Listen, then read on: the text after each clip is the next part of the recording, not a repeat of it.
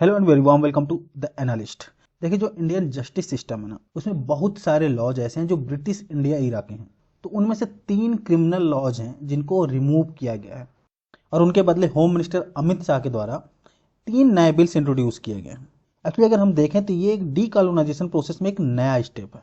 इसके पहले हमने देखा भी कि जैसे राजपथ को कर्तव्य पथ बनाया गया, नई पार्लियामेंट बिल्डिंग बनी तो उसमें इंडियन कल्चर का इम्प्रिंट्स देखने को मिलता है। अगर हम बैकग्राउंड में देखें तो मार्च 2023 में ही लेजिस्लेटिव डिपार्टमेंट की तरफ से सभी गवर्नमेंट डिपार्टमेंट्स को बोल दिया गया था कि जितने भी लॉज हैं जो ब्रिटिश इंडिया ही रखे हैं उन पे चेंजेस लाने हैं, उनको कंटेम्प्रेरी टाइम के हिसाब से बदलना है। एक्चुअली अगर हम इंडियन क्रिमिनल जस्टिस सिस्टम को देखें तो ये बेसिकली इसमें 3 एक्ट्स के बहुत ज्यादा इंपॉर्टेंस है जो कि ये ब्रिटिश इंडिया टाइम से इनहेरिट किया गया है। इसमें से पहला इंडियन पेनल कोड, जिसको हम आईपीसी बोलते हैं, आईपीसी 1860, जिसमें डिफरेंट क्राइम्स लिखे हुए हैं और उनके पनिशमेंट्स क्या होंगे इसके बारे में बताया गया है। Then next is Indian evidence act 1872, जिसमें लिखा हुआ है जुडिशियल प्रोसीडिंग्स के बारे में। ये बताता है कि कौन किस तरह की चीजें एविडेंस के रूप में एडमिसिबल हैं कोर्ट्स में। और तीसरा है कोड ऑफ क्रिमिनल प्रोसीजर या फिर सीआरपीसी 1898। बहुत जगह 1973 भी लिखा मिल जाएगा। एक्चुअली 1973 में एक अमेंडमेंट हुआ था लॉ कमीशन 41st रिपोर्ट के अकॉर्डिंग, जिसमें बताया गया कि कोर्ट की हियरिंग का प्रोसीजर क्या होगा, अरेस्ट का प्रोसीजर क्या होगा, इन्वेस्टिगेशन किस तरीके से होगी, बेल्स किस तरह से मिलेंगे, बेल्स का प्रोसीजर क्या होगा, पनिशमेंट किस तरह से दी जाएगी। ठीक है, तो ये 3 ओल्ड क्रिमिनल लॉज थे जो ब्रिटिश इंडिया से इनहेरिटेड थे।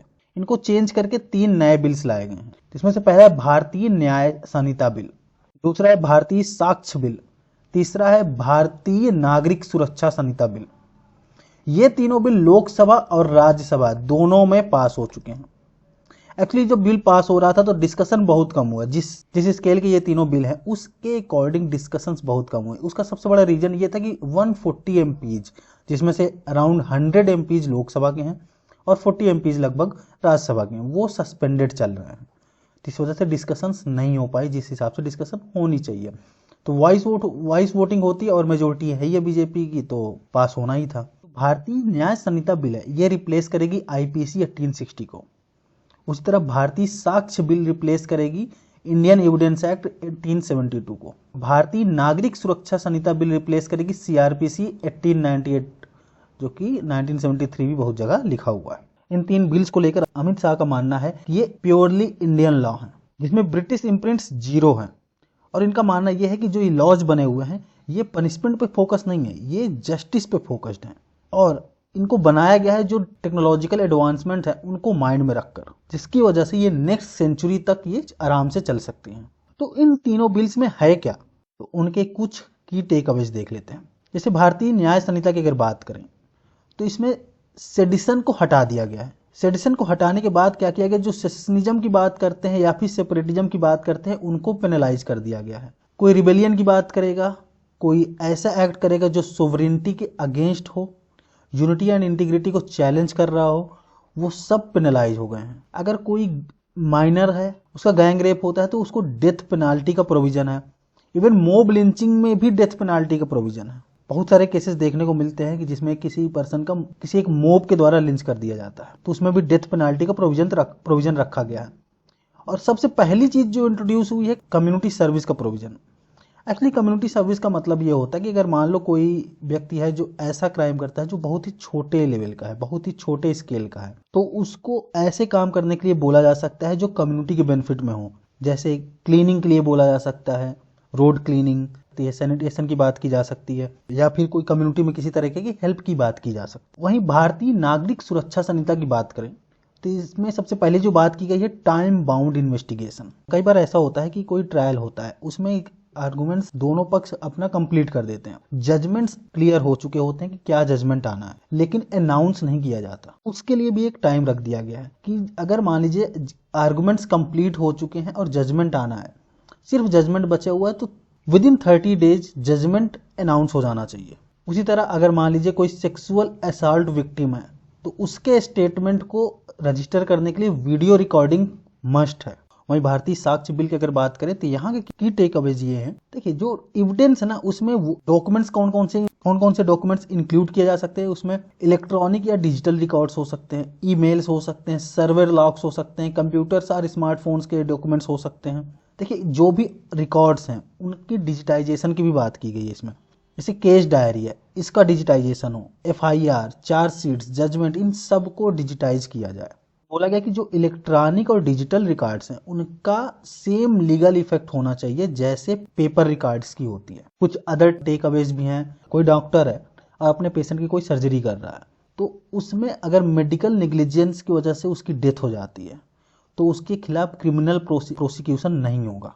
हिट एंड रन केसेस को पनिशेबल बना दिया गया है up to 10 years of imprisonment.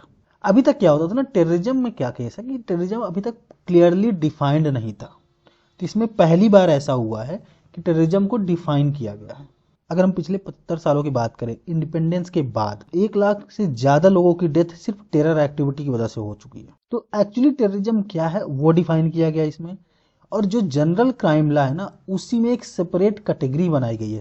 अभी तक क्या होता था, UAPA था, अनलॉफुल एक्टिविटीज प्रिवेंशन एक्ट था। बहुत बार होता क्या था, अगर मान लीजिए कोई एक्टिविटी हुई, गवर्नमेंट्स क्या करती थी, अगर मान लीजिए उनके खुद के कोई अगर इंटरेस्ट है, कोई व्यक्ति उसके अगेंस्ट UAPA को इन्वोक ही नहीं करते थे, उनको एक स्केप दे देते थे कि भाई जनरल लॉ के अकॉर्डिंग आपका प्रोसीजर चलेगा, और वो जो भी व्यक्ति होता था जो भी क्रिमिनल एक्टिविटी में इन्वॉल्व था वो स्केप रूट किसी न किसी तरह से ढूंढ लेता था।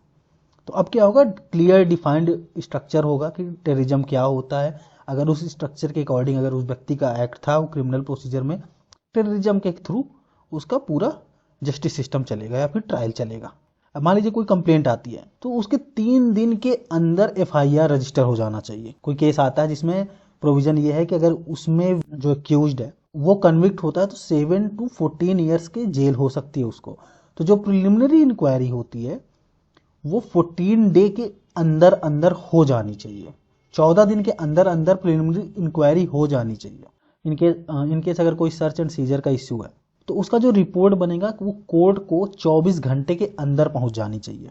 नेक्स्ट देखते हैं, पहले क्या होता था ना, कोई रेप विक्टिम है तो उसके मेडिकल एग्जामिनेशन का जो टाइम लिमिट था कि इतने टाइम के अंदर मेडिकल एग्जामिनेशन होना ही होना चाहिए, वो लिखा हुआ नहीं था या फिर वो कुछ डिसाइडेड नहीं था।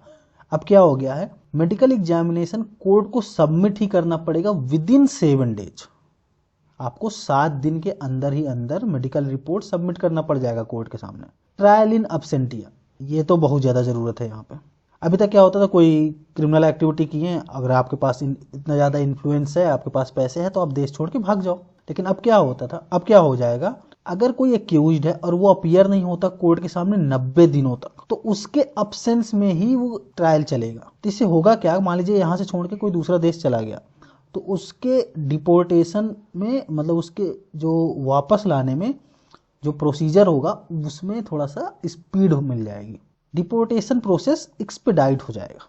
अगर आपको ये वीडियो पसंद आई है तो please hit the like button and subscribe to my YouTube channel, और मिलते हैं आपसे नेक्स्ट वीडियो में कुछ नए इन्फॉर्मेशन के साथ। तब तक के लिए नमस्कार एंड धन्यवाद।